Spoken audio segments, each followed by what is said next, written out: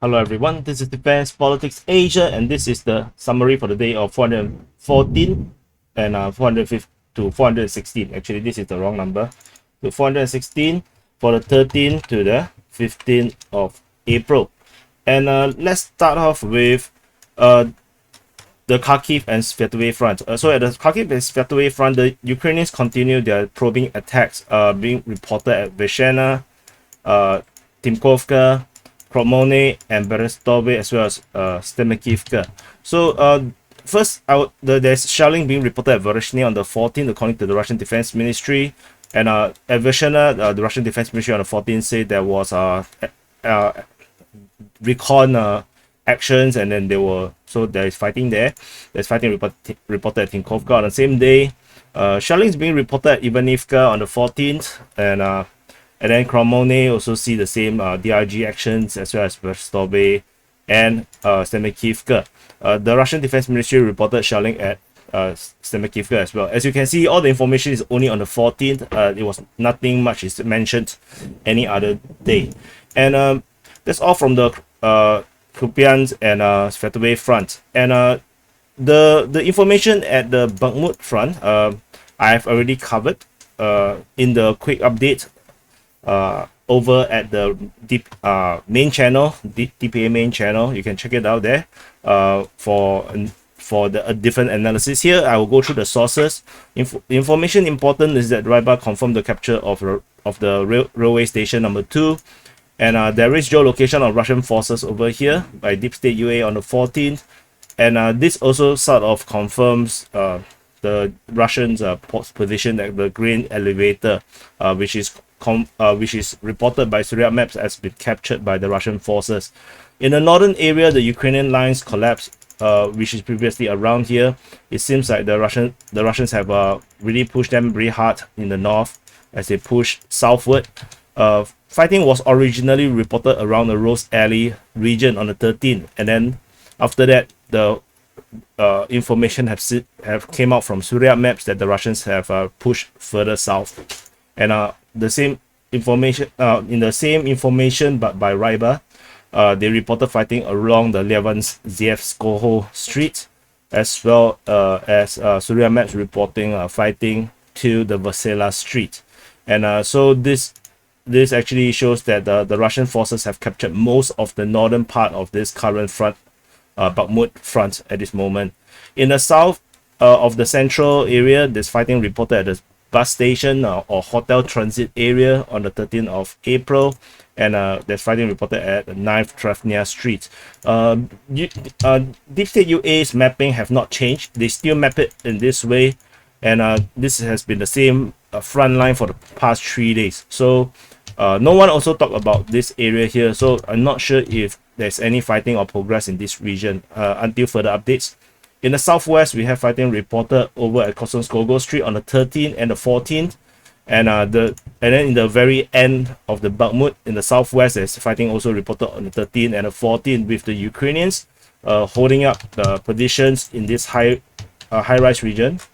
The Ukrainians are holding this as a stronghold, and the Russian forces are currently, they are unable to break through. They are still trying to break through in this area towards the Tchaikovsky Street.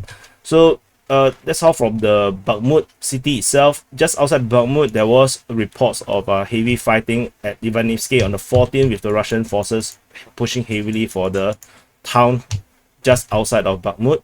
And Kromove also ceased fighting, reported on the 14th as well. So it seems like a coordinated thing, because on the 13th, there was no mention of the fighting, or maybe there is. No, there isn't. And in the latest information from the Ukrainian Defense Ministry, there was fighting at Kromove as well, but they say that it was not successful. Over at Avdiivka, there was fighting reported on the 13th and the 14th. Information first coming from Remlin. They say that the VDV and shock troops entered Avdiivka, which I reported in the previous SITREP. And then Maroshinikov on the 14th confirmed the information that there was fighting at Avdiivka. There isn't much reports on the 15th, so so this is what we have now. Any more updates, if I missed or I have not seen, I will update you guys in the next SITREP. And there is fighting reported at Kharkiv on the 13th. or towards Krychorivka, according to Remelin, and as well as at Orikhovo-Vasilivka. However, Remelin, the pro-Russian source, is the only one mentioned about any fighting in this area here, just west of Bakhmut city. So it's here. And in the southwest, we have fighting reported towards Peteshne. According to the Ukrainian Defense Ministry, that's only on the 13th, and no more fighting was reported over there. And that's all from the Bakhmut Front. And moving into the Kreminna Front. At the Kreminna Front, we have heavy fighting south of Dibrova. According to the Ukrainian Defense Ministry, there was fighting at Dibrova or south of Dibrova from 13th, 14th to the 15th. And shelling is being reported at Dibrova according to the Russian Defense Ministry, as well as the Center Group of Forces, where they mentioned about attacking Ukrainian forces within the Dibrova region. Deep State UA reported fighting within the Siverskyi forestry on the 13th and on the 15th. Not sure if these are the same thing or is it a separate push. This is unknown because everyone used different terms. And there is a Ukrainian Sukhoi 24 shot down. No, this is actually outdated information. Sorry, this is 12th of April. There is fighting, shelling being reported near Sheveno-Popivka, according to the Russian Defense Ministry, at Nevsky, as well as at near Ploschanka. Otherwise, it seems like the Russians are no longer pushing anymore in this region. No fight, no attack or ground operations. It seems like they have paused for the past 2-3 days. Mainly the focus is still within the Siverskyi forestry. Into the Siverskyi Front, there is heavy fighting at Bilohorivka, with the Russian forces making some headways in this region. They managed to push towards the village or the town from the southeast. And there is geolocation of Russian forces at this position, just in some high ground in the chalk quarry region over here, which confirms the progress of the Russian forces, according to the Deep State UA, the pro-Ukrainian source. So fighting was reported in the south of Bilohorivka, according to Suryat maps and Ryba, in the chalk quarry region, as well on the eastern part of Bilohorivka, according to Suryat maps.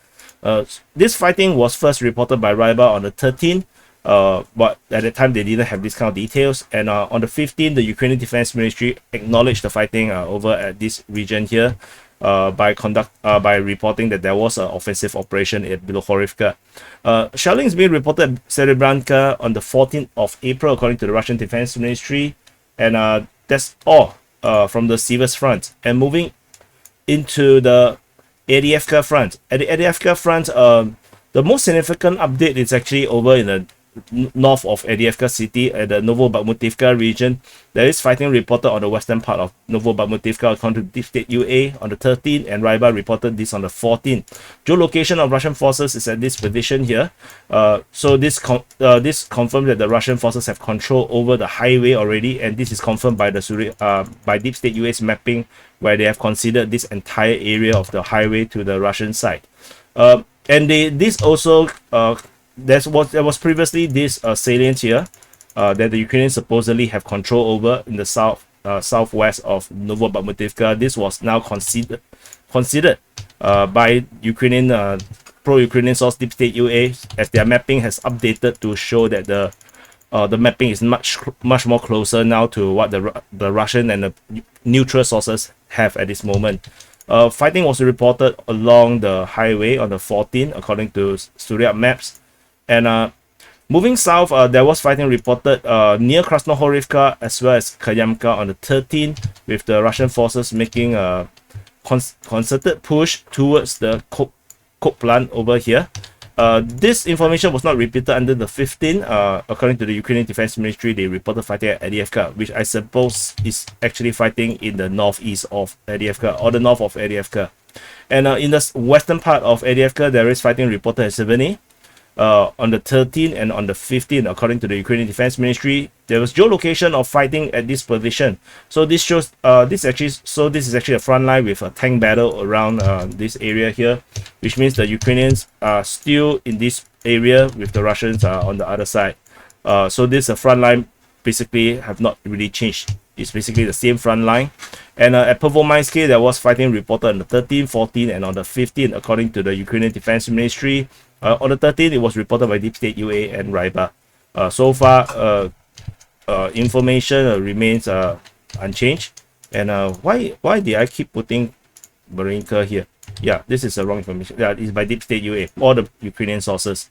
And that's all from the Avdiivka Front in the northern part of the Donetsk city.